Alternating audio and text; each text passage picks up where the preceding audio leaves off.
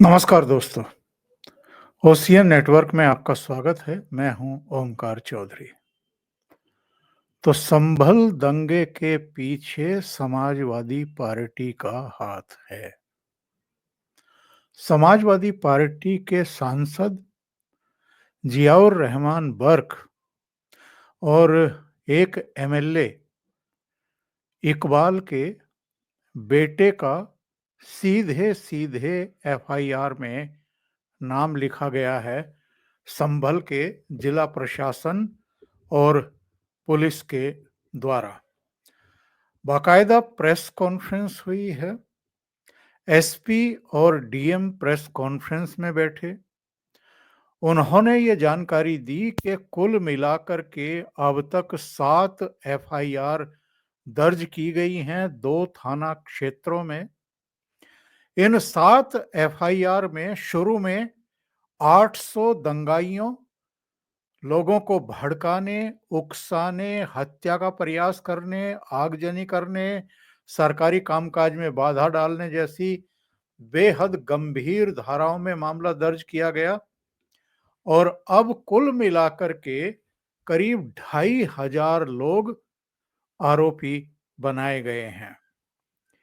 SP ने यह भी बताया कि सीसीटीवी फुटेज हम लोगों के पास है, हमारे इस समय कब्जे में है।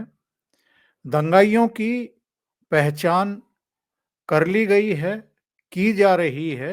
जो बचे हैं उनकी भी तलाश होगी और जिन्होंने भी दंगा किया है या जिन्होंने भी दंगा कराया है, किसी को बख्शा नहीं जाएगा और कार्रवाई ऐसी होगी कि इनकी पुश्तें याद करेंगी।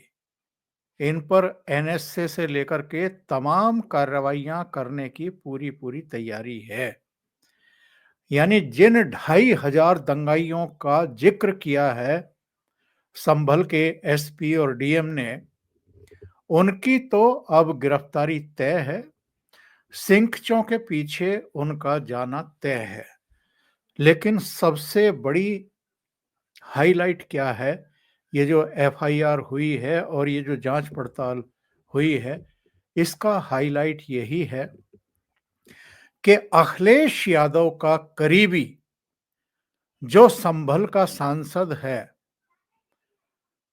जियाउर रहमान बर्क, वो दंगे में नामजद किया गया है, उसको बुक किया गया है। और ये जियाउर रहमान बर्क कौन है? इनके दादा कहें, नाना कहें, जिनके ये ग्रैंड सन हैं, शफीकुर रहमान बर्क, वो भी अपने जहरीले बयानों के लिए जाने जाते थे। समाज में विश्वमन पैदा करना, मुस्लिमों को भड़काना, फिरका परस्ती की हमेशा बातें करना।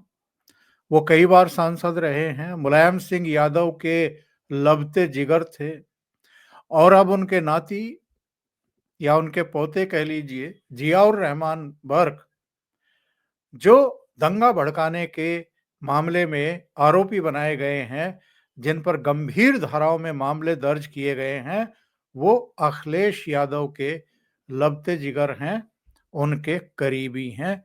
इनके रिश्ते कितने विश्वास के हैं आप इस चित्र से भली भांति जान सकते हैं। क्या कहा है एसपी और डीएम ने प्रेस कॉन्फ्रेंस में, और अगले आने वाले 48 घंटे या 56 घंटे 72 घंटे दंगाइयों पर कितने भारी पड़ने वाले हैं, ये भी मैं आपको बताने वाला हूं। लेकिन योगी का कहर अब शुरू हो चुका है। दंगाइयों ने तो जो भूल कर दी थी वो कर ही दी है। अब ये लोग योगी आदित्यनाथ का वो कहर देखेंगे जिसके बारे में इन्होंने शायद इधर, जब से सुप्रीम कोर्ट का एक आदेश आया है कि साहब सीधे आप बुलडोजर नहीं चलाएंगे, उसके लिए एक टाइम लिमिट है, 15 दिन का नोटिस देंगे, तमाम कानूनी औपचारिकताएं पूरी होनी चाहिए और भी कई चीजें उसमें कही गई थी सुप्रीम कोर्ट की तरफ से। तब से लोगों का ये मानना है, ये धारणा है कि साहब इन दंगाइयों के, जिहादियों के हौसले बुलंद हुए हैं फिर से। इनको लगने लगा है कि अब तो सुप्रीम कोर्ट का एक तरीके से हमें इस मायने में संरक्षण है कि तुरंत उसी रात को या अगले दिन बुलडोजर उनके आवासों पर, उनके व्यावसायिक संस्थानों पर नहीं गरजेंगे, नहीं चलेंगे और हम अब फिर से खुल करके खेल सकते हैं और बदअमनी फैला सकते हैं, दंगा कर सकते हैं, आगजनी कर सकते हैं, पत्थरबाजी कर सकते हैं। यानी जो दृश्य पहले जम्मू कश्मीर में और खास तौर से कश्मीर के 3.5 जिलों में देखने को मिलते थे, वैसा ही कुछ हम यहाँ भी अब फिर से कर सकते हैं। तो वैसे तो ऐसे पत्थरबाजों को और दंगाइयों को ये एक सलाह हमारी तरफ से भी है कि अगर इतना ही गूदा है, इतना ही दम है, तो जरा जम्मू कश्मीर जाओ, वहां जाकर के एक बार पत्थरबाजी करके देखो, तो उसके बाद फिर पता लगेगा कि सेना और अर्धसैनिक बल कैसे निपटती हैं। लेकिन वहां जाने की भी जरूरत नहीं है। जिस स्टेट में ये संभल है और संभल का जो इतिहास रहा है, यहाँ के सांसद शफीकुर रहमान के जिस तरह के जहरीले बोल रहे हैं, उसको अगर आगे बढ़ाने की गुस्ताखी उनके नाती या पोते जो भी हैं जियाउर रहमान बर्क करने की कोशिश कर रहे हैं और शायद अपने आकाओं को खुश करने के लिए कर रहे हैं, तो इसका इलाज अब यहाँ भी उनका हो जाएगा। इसका उपचार शुरू हो भी चुका है और उसकी प्रतिक्रियाएं भी हमें तुरंत ही देखने को मिल गई। रामगोपाल यादव जो राज्यसभा के सदस्य हैं और अखिलेश यादव के चाचा हैं, उनका भी बयान आ गया और खुद अखिलेश यादव, उनका भी बयान आया है। वो दोनों कह रहे हैं कि साहब जिस दिन दंगा हुआ है उस दिन सांसद महोदय यानी जियाउर रहमान बर्क तो संभल में थे ही नहीं, वो तो बेंगलुरु में थे। तो 2200 किलोमीटर की दूरी पर कोई आदमी अगर बैठा है तो उस पर दंगे के लिए एफआईआर दर्ज कैसे की जा सकती है। इसका जिक्र भी इसका जवाब भी वैसे एसपी ने अपनी प्रेस कॉन्फ्रेंस में दिया है और ये बताया है कि उन पर एफआईआर क्यों दर्ज की गई है। 20 तारीख को पहला सर्वे हुआ था अदालती आदेश के बाद। दोपहर में अदालत का आदेश आया कि हरिहर मंदिर जिसको लेकर के दावा किया जा रहा है, जो शाही मस्जिद है, उसका सर्वे किया जाए। कोर्ट कमिश्नर तय किया गया, एक टीम घोषित की गई, डीएम के द्वारा तय की गई। सुरक्षा बलों के साथ उसी शाम को वहां की नाकेबंदी करके, घेराबंदी करके सर्वे का काम शुरू करा दिया गया। 2-2.5 घंटे वो वहां पर रहे। उस समय भी कुछ लोगों ने वहां पर विरोध के स्वर उठाए थे, लेकिन 22 तारीख को जब जुमे की नमाज थी और वहां लोग इकट्ठा हुए थे, तो उस समय इन सांसद महोदय ने लोगों को उकसाने में कोई कसर बाकी नहीं छोड़ी थी। इन्होंने क्या क्या कहा था वो भी मैं आपको बताने वाला हूं, लेकिन जिला प्रशासन का कहना ये है कि उसी दिन इन्होंने लोगों को भड़का करके ये स्थितियां, परिस्थितियां पैदा कर दी थी जो रविवार की सुबह पेश आई। दंगा हुआ, पथराव हुआ, आगजनी हुई, पुलिस वालों के ऊपर फायरिंग की गई जिसमें एक सीओ भी घायल हैं, कई पुलिस वाले घायल हैं और अब उसका नतीजा ये भुगतेंगे। योगी सरकार है तो लोगों को वैसे भी चिंता नहीं रहती है।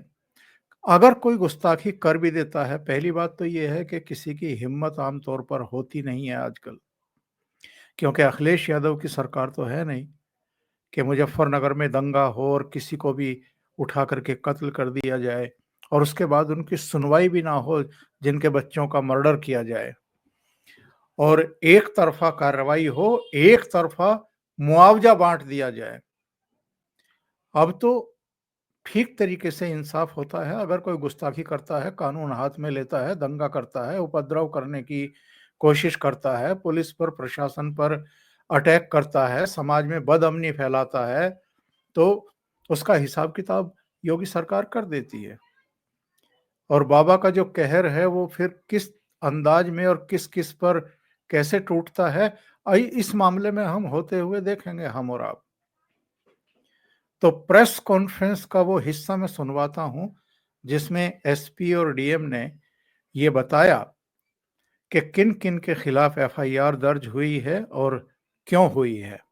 सुन लेते हैं। साफ फैसल ने कुल 200 लोग और 6 नामजद लोगों के खिलाफ जो है, क्योंकि उसी क्षेत्र के रहने वाले हैं तो जानते भी हैं, 6 नामजद लोग और 200 अन्य लोगों के खिलाफ मुकदमा जो है उन्होंने लिखवाया है। दीपक राठी नाम के हमारे सब इंस्पेक्टर हैं, जो भी कल घायल भी हुए थे, उनके द्वारा, जो यहाँ के एकता चौकी प्रभारी भी हैं, 800 लोगों के खिलाफ मुकदमा लिखवाया है उन्हें। जियाउर रहमान बर्क और सोहेल इकबाल नामक ये 2 नामजद अभियुक्त हैं, जिनको उन्होंने अभियुक्त बनाया है। उनके द्वारा बताया गया है कि भीड़ को इन लोगों ने भड़का के बलवे का रूप दिया। यह उल्लेखनीय है कि जियाउर रहमान बर्क को 168 बीएनएसएस का नोटिस जनपद संभल की थाना कोतवाली पुलिस द्वारा भी पूर्व में दिया गया था। उनके द्वारा पूर्व में भी भड़काऊ भाषण दिए गए थे। उस भड़काऊ भाषण के दौरान उनको बताया गया था कि आप इस तरीके के भाषण ना दें, इनसे बाज आएं, लेकिन उन्होंने उसके बाद भी भीड़ को उकसाने के लिए और जामा मस्जिद की हिफाजत, कोर्ट एंड अनकोर्ट, इस स्टेटमेंट के साथ में लोगों को मोबिलाइज करने का प्रयास किया। उसी मोबिलाइजेशन का कारण था कि जो कल जो आपने भीड़ देखी, एकाएक 8:45 पे लोग इकट्ठे हुए और उन लोगों ने इस तरीके की घटना को अंजाम दिया, जिसमें 15 पुलिसकर्मी जो है वो घायल हुए थे और 4 अधिकारी जो है उसमें घायल हुए थे। हमारे एसडीएम रमेश बाबू, उनके जो है पत्थरबाजी की वजह से उनको पांव में फ्रैक्चर आया था। उन्होंने 800 बलवाइयों के ऊपर जो है मुकदमा लिखवाया है। सीओ संभल, उनके द्वारा उनके पांव में गोली भी लगी थी।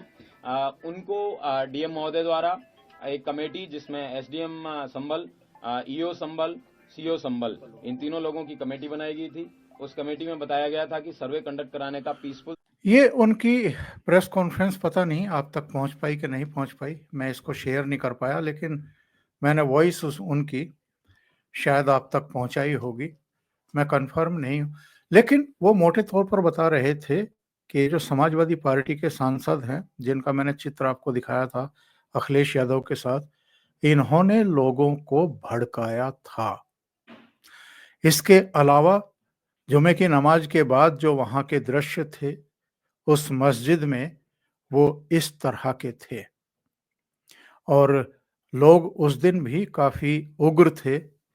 और इन्होंने एक्चुअल में कहा क्या था वो मैं आपको अक्षरशः शब्दशः बताता हूं। जो एफआईआर दर्ज हुई है वो करीब करीब 2,500 लोगों के खिलाफ है। इसमें बीएनएस की धारा 191(2), 191(3), 190, 221, 132, 125, 324, 196, 323 और सार्वजनिक संपत्ति को क्षति पहुंचाने की धारा 3, 5 के अलावा 326 एफ के तहत ये मामले दर्ज किए गए हैं। और इसमें अखिलेश यादव का जो बयान आया है वो कह रहे हैं कि साहब बड़े दुर्भाग्य की बात है, हमारा सांसद तो बेंगलुरु में था जिस समय यह दंगा हुआ। तो एसपी ने कहा कि इससे 2 दिन पहले बाकायदा लोगों को भड़काया था इस आदमी ने। हमने उनको नोटिस इशू किया था उसी समय जब इन्होंने लोगों को भड़काया था कि आप इस तरह के भड़काऊ भाषण नहीं दे सकते, समाज में वैमनस्य पैदा नहीं कर सकते। इसके बावजूद इन लोगों ने उस तरह की हरकत की थी। और इन्होंने क्या क्या कहा था वो मैं आपको बता देता हूं। इन्होंने कहा था कि कसूरे गम से दो आंसू बहाएं तो आफत है, और सितम सारे जमाने के भूल जाएं तो बगावत है। समझ नहीं आता छेड़ें तो दास्तां कैसे, हंसाए तो बगावत है, रुलाएं तो बगावत है। आज मैं जामा मस्जिद के अंदर गया, जो अल्लाह का घर है। आज से नहीं, कई साल से ये मस्जिद है। यहाँ इबादत करने के लिए सारे मुसलमान तशरीफ लाए हैं। ये कुछ नया नहीं है, हमेशा से यहाँ नमाज अदा की जा रही है। आगे ये कहते हैं, आज मैं भी नमाज के लिए हाजिर हुआ हूँ। मुझे मालूम पड़ा कि पुलिस प्रशासन ने यहाँ बहुत तैयारी कर रखी है। पता नहीं यहाँ इतनी पुलिस फोर्स क्यों लगा रखी है। यहाँ कोई जंग तो होने नहीं जा रही, नमाज ही तो हो रही है। हम लोग बहुत सुकून से रहते हैं, लेकिन कुछ लोग यहाँ का माहौल बिगाड़ना चाह रहे हैं। मैं कोर्ट के आदेश से सहमत नहीं हूं, यानी सर्वे कराने के कोर्ट के आदेश से मैं सहमत नहीं हूं। हमें सुना नहीं गया। आदेश देने से पहले हमें सुनना चाहिए था। सर्वे करवाने की इतनी जल्दी क्या थी? पुलिस प्रशासन और चीजों में भी इतनी तेजी दिखाया करें। जो क्राइम होते हैं, जो लोगों पर झूठे केस लगाए जाते हैं, उनको रोकता तो हमें भी खुशी होती। फिर ये आगे क्या कह रहे हैं, जिस पर जिला प्रशासन को सबसे ज्यादा ऑब्जेक्शन है। ये चाहे 10 ड्रोन कैमरे यहाँ ले आए, लेकिन ये मस्जिद थी, मस्जिद है और मस्जिद ही रहेगी कयामत तक। हम यहाँ सुकून को कायम रखना चाहते हैं, लेकिन आज हम सब की जिम्मेदारी बनती है कि हम अपनी मस्जिद के लिए कानूनी लड़ाई को लड़ेंगे। ये मस्जिद कोई 5-10 साल पुरानी नहीं है। हम इस देश के मालिक हैं, नौकर और गुलाम नहीं हैं। ये लैंग्वेज यूज की थी इन्होंने, और इसी पर इन्होंने, जिला प्रशासन ने मेंबर ऑफ पार्लियामेंट को, अखिलेश यादव के करीबी को अगर सीधे बुक किया है, तो आप ये भी तय माने कि योगी आदित्यनाथ मुख्यमंत्री हैं और ये अब बच नहीं सकते हैं, यानी इनकी गिरफ्तारी भी तय है। और जो एमएलए का लड़का है जिसने सीओ को, उन पर आरोप है कि गोली मारी है और अपने साथियों के साथ वहां पर दंगा करने के लिए लोगों को भड़काया है, ये भी अब बुक हो गया है। इसका भी अंदर जाना तय है। और ये अखिलेश यादव, रामगोपाल यादव और कुछ विरोधी दलों के सांसद जो बिल बिला रहे हैं इस समय कि साहब वो तो उस दिन, जिस दिन दंगा हुआ है, वहां पर था ही नहीं, तो अब इनको भी जिला प्रशासन ने जवाब दे दिया है। प्रेस कॉन्फ्रेंस में भी और एफआईआर में भी इसकी बहुत डिटेल जानकारी दी गई है कि एक्चुअल में उसकी भूमिका क्या है और इसकी एमएलए के बेटे की भूमिका क्या है। तो अब ये किसी तरह का कोई बहाना बना नहीं सकते हैं। वैसे ये जियाउर रहमान बर्क और जो फैजाबाद से सांसद चुने गए थे, अभी भी सांसद हैं, अवधेश प्रसाद, ये दोनों राहुल गांधी के साथ भी आपको खड़े हुए दिखाई दे रहे हैं। ये सुहेल है, एमएलए का बेटा, जिस पर सीओ के ऊपर फायर झोंकने का आरोप है, और अवधेश प्रसाद और राहुल गांधी के साथ ये जियाउर रहमान बर्क खड़े हुए हैं, जिस पर एफआईआर दर्ज हुई है। तो योगी सरकार ने, मुख्यमंत्री योगी आदित्यनाथ ने ये संदेश और संकेत साफ दे दिए हैं अखिलेश यादव को कि अगर हार से आप इतने बौखला गए हैं कि आप कानून व्यवस्था को भी ध्वस्त करेंगे और समाज में बदअमनी फैलाने की कोशिश करेंगे अपने सांसदों के द्वारा, विधायकों के पुत्र के द्वारा, भीड़ के द्वारा, तो बख्शा नहीं जाएगा, सख्त एक्शन लिया जाएगा। अभी के लिए इतना ही। बहुत बहुत धन्यवाद। अगर आपको ये चैनल और इसके कंटेंट पसंद आ रहे हैं तो लाइक करें, कमेंट करें, वीडियो को शेयर भी करें। अभी तक अगर आपने ये चैनल सब्सक्राइब नहीं किया है तो सब्सक्राइब कर लें। साथ में लगे बेल आइकॉन को दबा दें ताकि आगे आने वाले वीडियो और उनके नोटिफिकेशन आप तक पहुंचते रहें। बहुत बहुत धन्यवाद। नमस्कार।